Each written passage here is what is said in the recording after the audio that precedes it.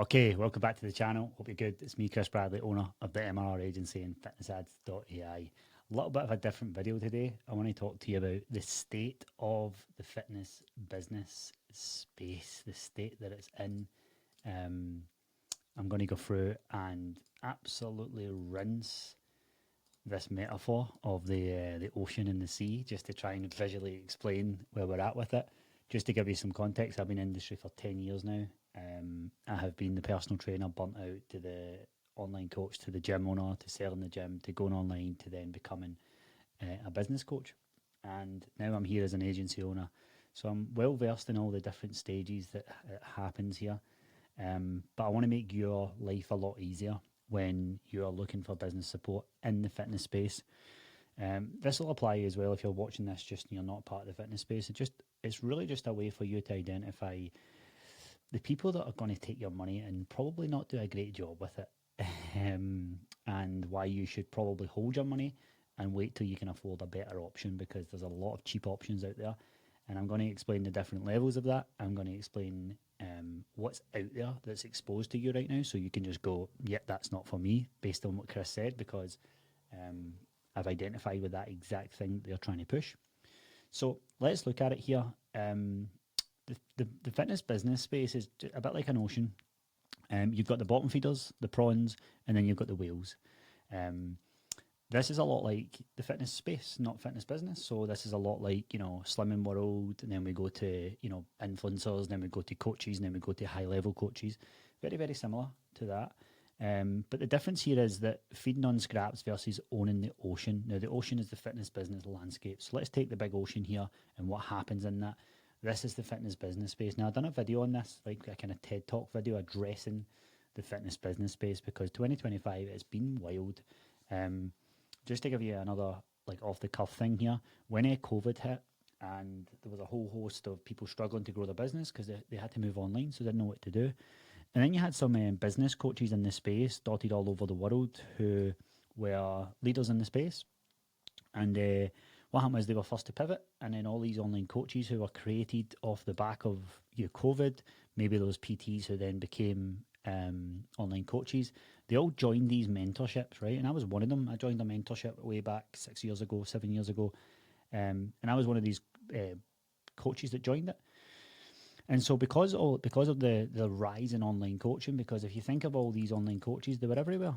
And so this made the people who are, running fitness business support, the first ones to the game, it made them very, very wealthy, because they just flooded in and flooded in. And if they were quick to adapt, then they made a lot of money.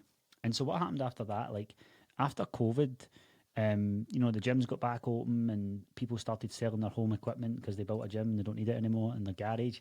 And then what you were left with was all these online coaches sitting there. So when the demand was high and the supply was low, it switched, and the supply was very, very high, but the demand was lower. So it had to settle. And I think 2025 is the first time it feels now in September where it's starting to settle.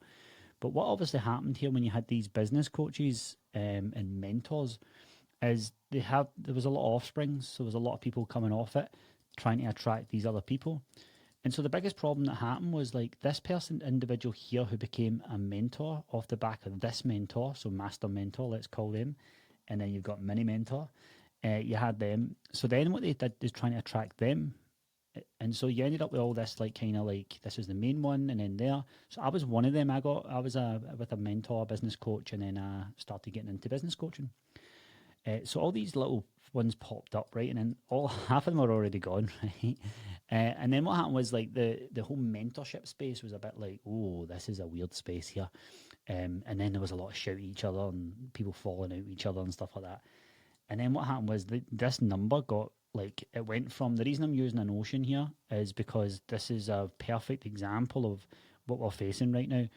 And so this mentor space, after all of that nonsense, has just become this big red ocean. So all of these people fighting for scraps. And this is why I'm using this metaphor here, because it's a red, red ocean. I go back a couple of years, there was only a couple of fitness business mentors or agencies in this space. So here's where we're at now, right? We are at this place where it's a little bit weird and it's finally settling a little bit. But there's the bottom feeders, aka the prawns of the industry, right? So their main strategy, believe it or not, is just to slag mentorships, right? It's absolutely bizarre, right? The whole marketing ploy and the whole content always leads with mentorships are rubbish. This is why they're rubbish, and they're still a mentorship, by the way. This is why we're better, right? So this is the bottom of the ocean. This is the prawns. This is where they live, right at the very bottom, just waiting for all the rubbish to fall down so they can get it, right? And this is what these, mentorships are like.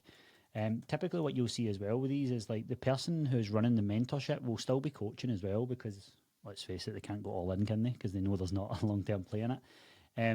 But I want to show you really how, by the way, there's the next steps I'm going to. I'll just tease you. Anyway, I want to show you their position. So they position from negation, which isn't positioning, right? If your main strategy, and I hope some of them are watching so that I can help you, because I'm at a point now where I'm streaks ahead where they'll probably come to me for marketing support at some point. But if your main strategy is we're better than other mentors, you're not saying who you are, which is kind of rule number one in business. And what you're doing here is you're saying who you aren't. And that is very, very weak positioning. Strong brands stand on what they do uniquely well. Weak brands obsess over competitors because they've got nothing else to offer, right? And in comparison is a low status move. Like high status operators don't even flinch at the competition. Apple does not care what Samsung does. All Samsung tries to do is poke fun every time Apple launches, right? They don't think they're better than Samsung. They just think different. That is it. It's never about them. They do the odd market employee if they come back just for a bit of fun, right, in history. But Samsung are chapping at the bit. They're the little prawn, and they go, "Our camera's better." And it's like, yeah, but no one desires you, mate. Right? So when your entire brand hinges on not them, it signals insecurity, and that's what all of these kind of mentorship people are. They're so insecure. And it screams, we're the prawns down here trying to get attention by poking sharks, right? It's ridiculous. It's reactive, not proactive. A business defined by better than X is forever chained to X. We're better than your mentorship. Like, think about that for a minute. You're positioning yourself to be better than something else. If those mentors shut down tomorrow, what's left of your brand? Nothing.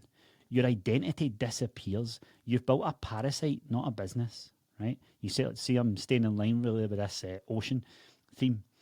It's solving the wrong problem, right? Ambitious coaches don't want someone to help them avoid a mentor. But no one's on their feet like, I'm looking for a post to help me avoid a mentor. They want someone who will help them scale their business. That's all they care about. They don't care about another mentor. Now, if they've been burned and stuff like that, I get what you're trying to do. They're trying to go for the people who have been burned, right? Which is just ridiculous. Anti-mentorship isn't solving a bleeding neck problem. It's serving a chip on the shoulder narrative to unambitious buyers who aren't going anywhere anyway. Think about that as your marketing. They've got it in their bio, like literally the anti-mentorship. That's not solving a bleeding neck problem. What are you talking about? What are you wasting characters for? And this is what it does do. And I see this all the time. See this chip in the shoulder narrative that people have got about the business world's against me and mentors are against me and all this nonsense, right? You aren't going anywhere with that. And all you're going to do is attract unambitious buyers. I have seen some of these businesses, seen their clients. I'm like, yeah, I could tell you'd be with him. Like, I can just tell, right? It's self-conscious, not confident. Declaring I'm not like others is the business equivalent of a teenager saying, I don't care what people think, right? While desperately wanting validation. Real confidence is demonstrated by results, case studies, and client success, not slogans, right? Moving on. It shrinks the market, right? Every time you slate the whole mentorship space, you're indirectly telling your own audience mentorships don't work. So why should they believe that yours does? It's self-sabotage dressed up as differentiation. You know, it's like online coaches going like that. Online coaching's not great, but ours is. It's like, what are you talking about, right? It's desperate. So let's finish this off. I've got a couple more for this. It attracts the wrong people, right? If your position is built on better than mentors, who do you attract? People burned by bad mentorships, people who resent paying for help, people who think small, It's exactly the opposite of the ambitious, hungry empire builders who actually scale, right? Crazy. And I know these victims are in these mentorships. Look, I don't have to name names, although I could. You spot the prawns easily. They're the ones with the anti-mentor in their Instagram bios, the ones telling you the whole problem is content or branding or one magic trick. They prey on resentment, right? If you sign up with these people, you're obviously resentful. You've got a chip on your shoulder about the industry. It's not fair. The algorithm's bad to me. I just wanted to be a coach. I don't want to have to post marketing and DM and all that nonsense. They shout about what they're not instead of showing you what they are. Hopefully, if you follow me for a while, we are very, very, very, very forward on who we are, what we are. It's everywhere, right? So that's how you spot them. This is how you spot the bottom feeders, which is the prawns. Now let's move on to the small fish, the niche problem solvers. They aren't so much better than the prawns, really, but they've got different things about them. So you've got the small fish. They solve one tiny problem. So it's either like content tips or personal branding. They maybe do workshops. They maybe do like little intakes. How to get better at reels. Is it useful? Maybe, but it's small. These aren't bleeding neck problems. They're surface scratches, and you don't build a stable business empire off of fixing tiny problems. Now, the funny thing about some of this stuff is they're charging you $1,000, $2,000 as well to solve these teeny, teeny, tiny problems, right? And this is them here, the little fish, content tips, all of that jazz. Now, they solve symptoms, not root causes. Please remember that. They sell dopamine hits, not transformations. By the way, see, as I go through this, you'll start to relate to what this is like for your business, your fitness business, versus the other prawns that are kicking about taking business from you. So they attract unambitious coaches because they look for quick fixes. They inflate micro skills into business models. So like they think that they're like the problem they're solving that's so small, they inflate it into big problems, like as if it's a big problem. It's not a big problem, right? They keep you nibbling, never feeding you on actual full thing, the full thing that you need. It's dependency.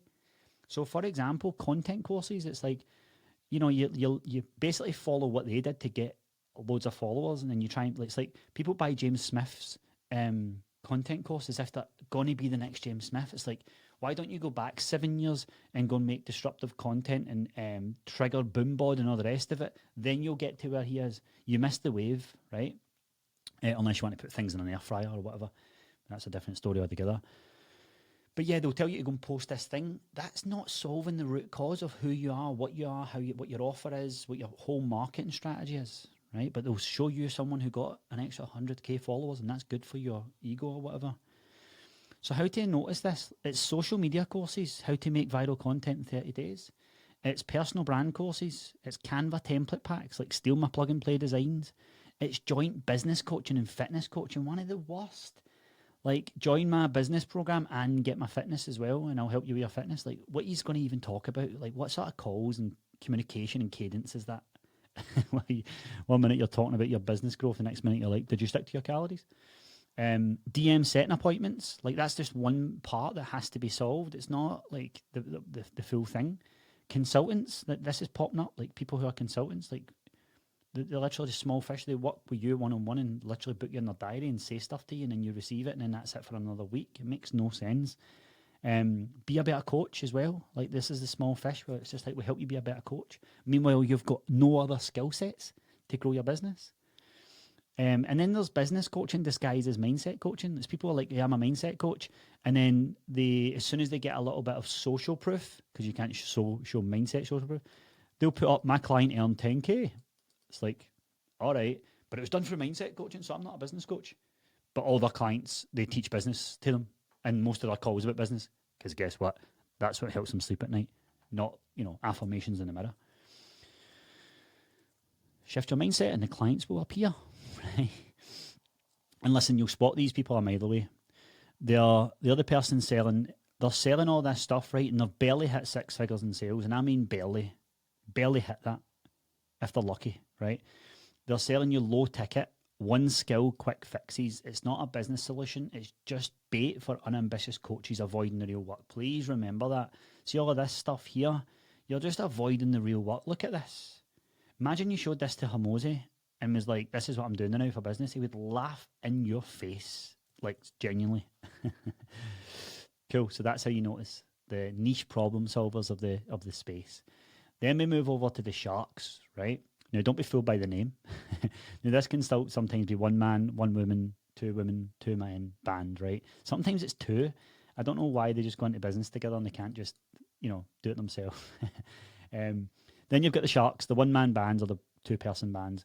They look scary at first glance. They shout, they posture, they tell you they've cracked the code, but really it's the one person or just two people in a joint business venture solving one layer of the problem. No depth, no infrastructure, no scale, just you in their diary. The chances are you could end up probably making more money than them, right? They're charging you just a bit more than a monthly fee for fitness coaching. So they might be like £300 to £500 a month or something like that, right? And it's enough for them to make more money than they would if they were a coach. So noise does not equal depth. So sharks look powerful because they move fast and thrash hard, but in business terms, that's the loud voice shouting on Instagram making bold claims, right? But underneath, there's no infrastructure, no systems, no depth, just noise, man. Saying the same stuff all the time, right? And there's a one-man band ceiling, right? A shark is just one body. A one-man band's business might look sharp for a while, but it's capped by one person energy. It's capped by one person's skill set, one person's delivery capacity. And they can't scale beyond themselves. They hit a ceiling, right? You're going to go and pay this person. It's great because do you know what they'll do, right? They'll say, you get one-to-one business coaching. And you'll go in their diary and you'll just chat on a Zoom call for an hour, and then they'll send you notes, and then you'll go and take action, and then you'll repeat. And all you're tapping into, right, is this person's skill sets and knowledge, which is limited. How could it be? Like, why? How are they meant to be so good? If they were, they'd be charging you thousands per month. They would be like between 2 and 3K per month for this. But they're not, are they? They're not. They're probably somewhere in the region of £300 to £600 if you're lucky. That's what they'll be, £600 per month. So you're paying for that. And by the way, if you're paying for that and you think that's enough to carry you through, as if this person who charges that little, see if they knew anything about business, they wouldn't be charging that. So remember that, right? And then their energy as well, like they'll move calls and all that kind of stuff. And then predatory positioning. So sometimes if they've got a bit of a bravado, they'll tell you, they'll speak to you and you'll get triggered by them and they'll kind of use a bit of reverse psychology. But posturing's not proof. The whole shtick is intimidation, not transformation, right? And then breadth without depth. So sharks dabble in multiple areas, but they master none. They'll tell you they can do ads, content, funnels, sales, but it's all surface level. How could it be? How do I expect me to be better than my media buyers? They do it day in, day out. Like, it'd be daft for me to think that I'm better than them, right? They don't have a team of specialists, just one generalist pretending to be good at everything. And by the way, like, even if you have a call with them every week, have the call, say stuff, they've got limited skills, and then do you know what ends up happening? They end up recommending something else you have to go to, and you've just wasted time because you've got to their ceiling. I'm just trying to get you there quicker than realise that there's a ceiling. Survival mode dressed as scale, so a shark has to keep moving or it dies. That's the same with one-man band operators. They spend one-to-one calls with you, just motivating you until next week. What they're actually doing is distracting you from from real growth.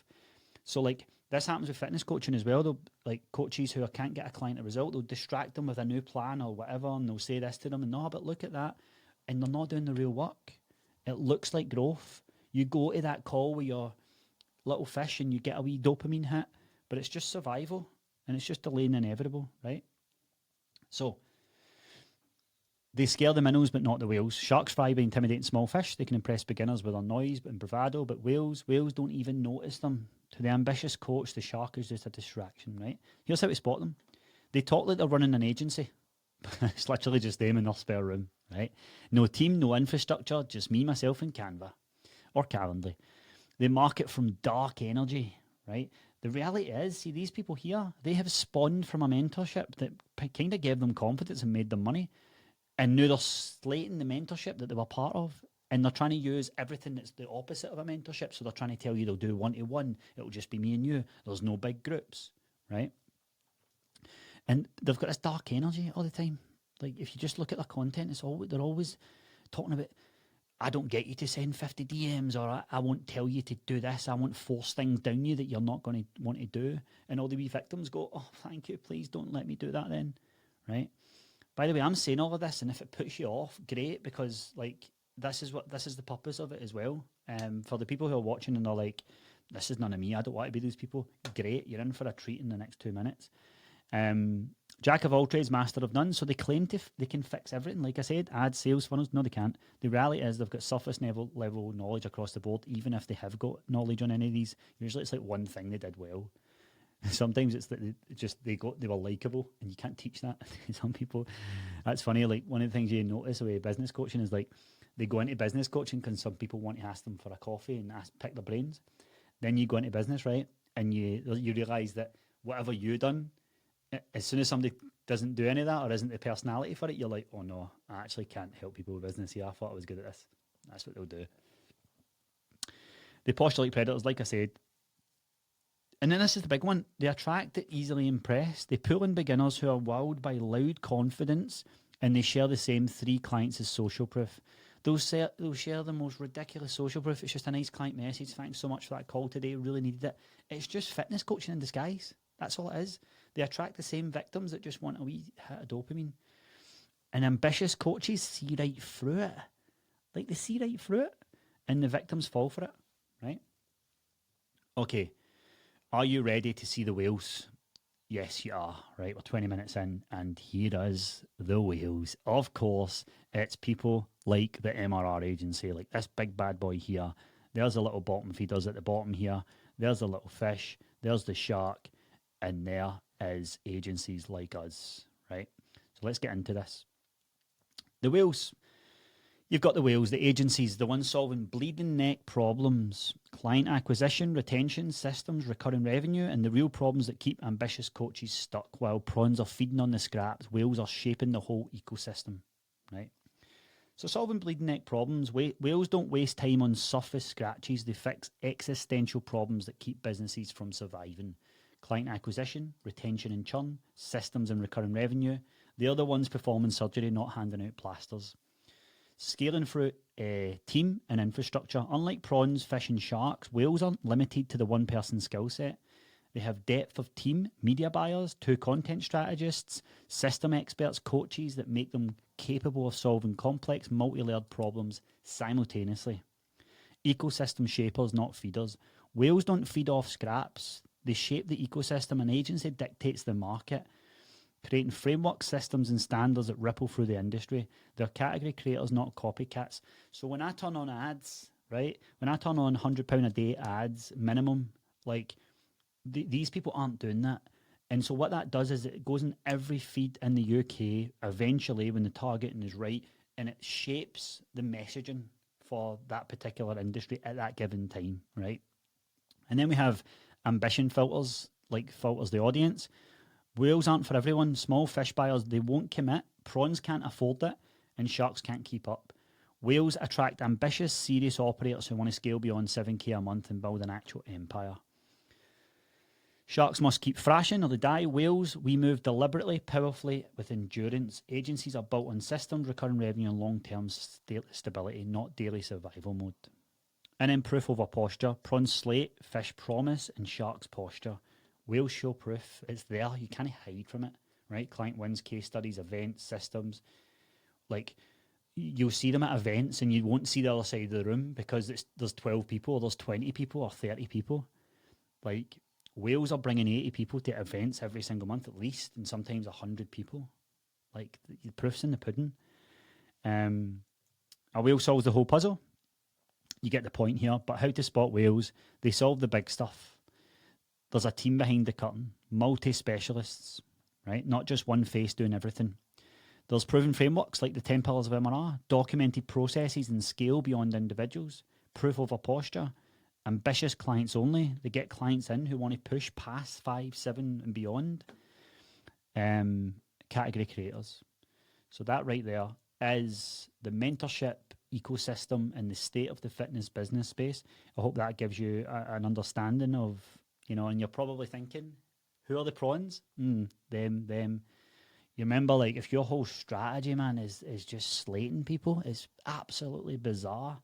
And then you've got the little niche problem solvers. Look, see these people here, like, you'll maybe go to them when you've got a lot of money in the bank and you're doing well and you want to increase one skill, absolutely. But save your money until you get to the big leagues and You know, you'll look at the biggest people in the space, they're whales. It's that simple. Anyway, I hope you've enjoyed it. Any thoughts, any questions, get it in the comments, and I'll see you in the next video.